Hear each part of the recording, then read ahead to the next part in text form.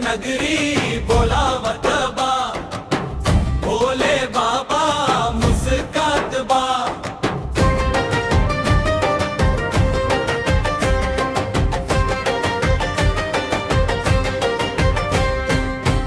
कांधे कांवर हाथ में जलवा, बोल बम गूंजत जात बा।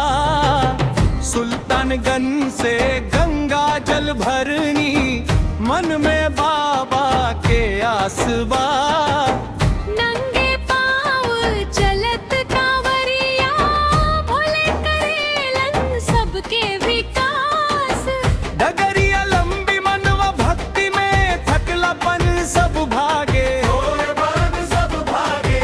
भोर से सांझे नम जपते सुनवा सपना जागे। हर हर महादेव बोल बम, जय जय शंभु बोल बम। वैद्यनाथ धाम पुकारे, आजा भक्तवा बोल बम।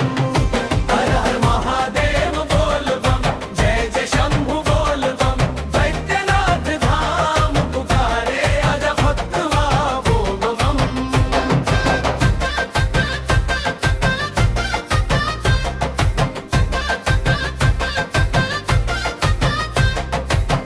डमरू बाजे, शंख बजेला, भक्ति के सागर लहराए।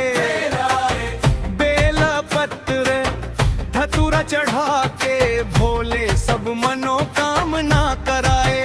कांवर उठल माथा झुकल, आँखिन से प्रेम बरसाए। सावन के पावन महीना